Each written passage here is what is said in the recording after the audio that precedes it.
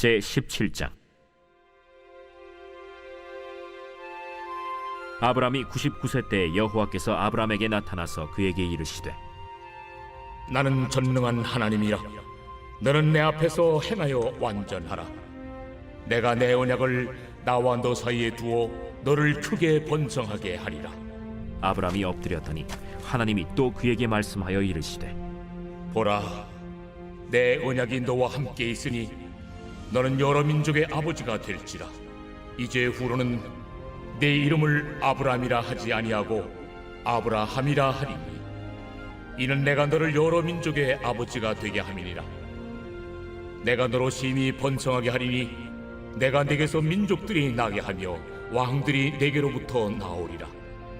내가 내 언약을 나와 너 및 네 대대 후손 사이에 세워서 영원한 언약을 삼고 너와 네 후손의 하나님이 되리라. 내가 너와 네 후손에게 네가 거류하는 이 땅 곧 가나안 온 땅을 주어 영원한 기업이 되게 하고 나는 그들의 하나님이 되리라. 그런즉 너는 내 언약을 지키고 내 후손도 대대로 지키라. 너희 중 남자는 다 할례를 받으라. 이것이 나와 너희와 너희 후손 사이에 지킬 내 언약이니라. 너희는 포피를 베어라. 이것이 나와 너희 사이의 언약의 표징이니라. 너희의 대대로 모든 남자는 집에서 난 자나 또는 너희 자손이 아니라 이방 사람에게서 돈으로 산 자를 막론하고 난 지 8일 만에 할례를 받을 것이라. 너희 집에서 난 자든지 너희 돈으로 산 자든지 할례를 받아야 하리니 이에 내 언약이 너희 살에 있어 영원한 언약이 되려니와 할례를 받지 아니한 남자 곧 그 포피를 베지 아니한 자는 백성 중에서 끊어지리니 그가 내 언약을 배반하였음이니라. 안녕하십니까 근수교회 가족 여러분, 1월 31일 근수 매일 말씀 시작하겠습니다. 벌써 1월의 마지막 날입니다. 또한 설날 연휴의 첫날이기도 하죠. 2022년이 언제 이렇게 빨리 왔냐 라고 송구 영신 예배와 1월 1일에 이야기했었던 것 같은데 벌써 1월의 마지막 날이 되었습니다.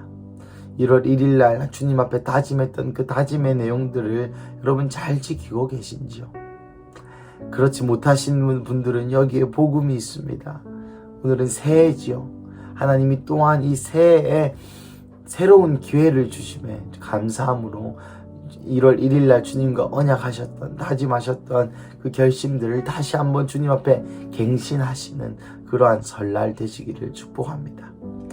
오늘 본문은 창세기 17장 1절에서 14절까지의 말씀입니다. 오늘은 이 창세기 본문에 우리가 큐티인에서 하는 1월에서 하는 창세기 본문의 마지막 본문이기도 합니다.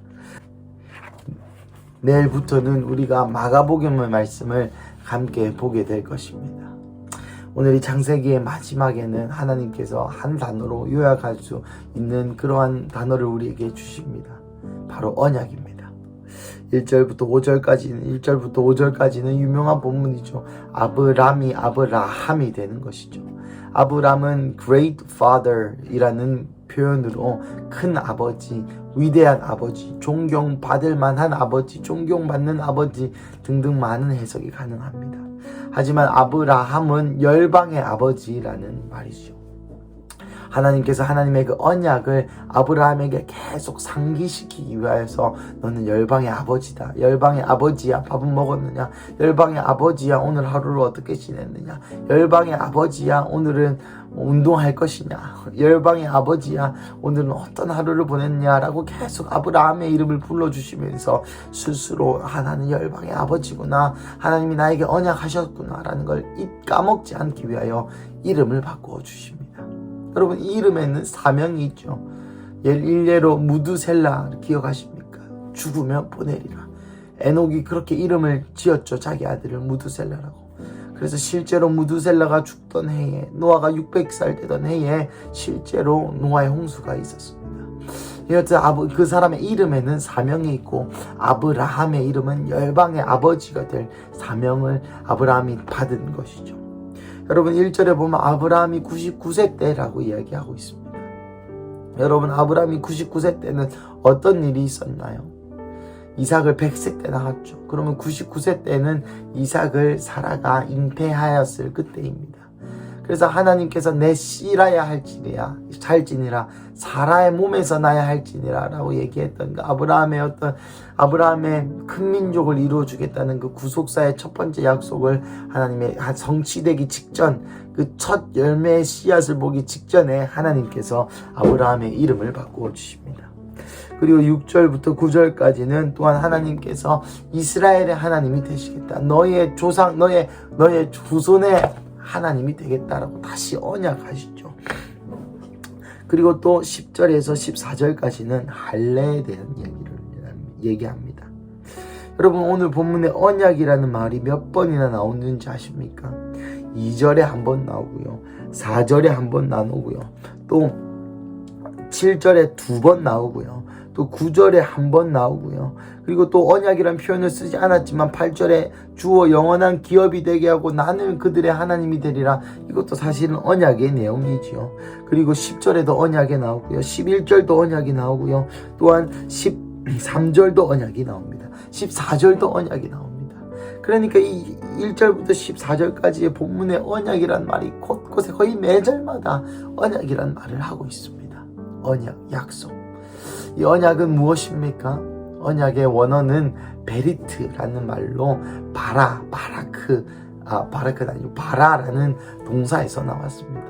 이 바라라는 동사는 쪼개다, 나누어지다, 죽다 등등등의 의미가 있습니다. 이 어근이 왜 언약이지만 왜 이 바라라는 어근을 썼냐, 언약의 단어로 바라라는 이 쪼개어지다, 나누어지다 어근을 가지냐라는 이유를 물어보신다면, 고대 사회에서 언약하는 방법이 있습니다. 성경에도 하나님이 아브라함의 언약하실 때 이렇게 하시죠. 동물을 반으로 가릅니다. 그 반으로 가른 사이를 둘이와 함께 통과합니다. 언약자 둘이가 함께 통과하죠. 이것이 무슨 의미입니까? 내가 이 언약을 지키지 않으면 이 동물처럼 되겠다, 이 나누어지겠다, 죽겠다 라고 언약을 맺는 그런 의식이 있었습니다. 그래서 이 언약이란 말은 죽다, 나누어지다, 쪼개어지다, 자르다 등등등의 뜻이 있습니다. 하나님이 하나님만 이 나누어진 비둘기 사이를 통과하시죠. 그래서 여호와라는 말 자체도 언약의 신실하신 하나님이라는 뜻으로 하나님께서 스스로를 설명하실 때 나는 언약의 신실한 하나님이다, 나는 약속을 꼭 지키는 하나님이다 라고 성경 전체에 구약에 특히 이야기하고 계십니다. 하지만 또 여기서 흥미로운 부분이 하나 있습니다. 하나님께서는 우리에게 언약하신 하나님이시죠. 여호와 하나님께서는 한 말도 한 1.1획도 틀린 바 없이 거짓을 말씀하시지 않으시는 분이십니다. 하지만 아까 한 가지 특이한 점은 할례라는 단어도 물라라는 동사입니다. 할례라는 명사가 우리나라에는 있지만 이 히브리 말에는 표피를 자르다라는 동사로 표현되어 있습니다. 이때 쓰는 동사가 물라 여튼 발음이 이 세 가지 정도로 됐는데요. 이것도 또한 바라라는 단어와 동의어라는 것이죠. 여러분, 신기하지 않습니까? 할례, 언약의 표준인 할례도 자르다라는 말이고 언약이라는 말 자체도 자르다라는 말입니다. 언약은 이 자르는 것과 연관이 무지도 깊다는 것이죠. 그럼 이것을 우리의 삶 가운데 어떻게 해석할 수 있을까요? 제가 묵상하는 와중에 저는 그렇게 마음이 들었습니다. 그런 생각이 들었습니다. 우리의 구원을 이루어 주신 분, 언약의 완성을 시켜주신 예수님조차도 이 나누어지신 죽음을 통하여 이 언약을 이루셨다는 감동이 첫 번째에 있었습니다.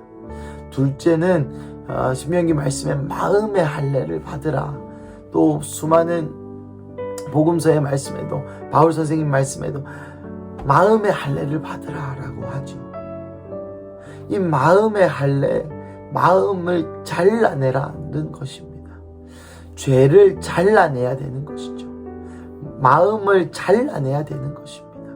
그것이 바로 언약의 실제 의미이며 그 언약을 누리는 자의 의미이며 그 언약함의 실제 의미인 것이죠. 요약하겠습니다. 이 언약이라는 의미는 자르다라는 동사가 있습니다. 할례도 자르다라는 동사가 있습니다. 예수님도 잘라지심을 통하여서 죽으심으로 이 언약을 완성하셨습니다. 그렇다면 이 언약에 참여한 바 된 우리의 마음은 어떠해야 할까요? 우리도 동일하게 잘라야 하는 것입니다. 악한 습관을 잘라야 하는 것입니다. 내 안에 더러운 탐심을 잘라야 하는 것입니다. 하나님을 대적하고자 하는 마음을 잘라야 하는 것입니다. 예수님을 사랑하지 못하게 하는 그 모든 것을 잘라야 하는 것이죠. 그것이 진정한 의미의 언약 백성의 의미이지 않을까라는 묵상을 하였습니다. 마지막으로 이 말씀만 드리고 매일 말씀을 마칠까 합니다. 이 바라, 자르다라는 동사를 가진 어근을 가진 한 가지 우리가 좋아하는 명사가 하나 더 있습니다. 무엇일까요? 히브리어로 바라크라는 뜻입니다. 그것은 축복이라는 뜻이죠. 여러분, 진정 마음의 잘림을 받는 자가 축복인 줄로 믿습니다. 이 언약 안에 들어오는 자, 잘린 자, 스스로 잘라진 자들이 받는 것이 자르다에서 나온 이 바라크, 축복인 줄로 믿습니다. 돈도 축복이죠. 명예도 축복입니다.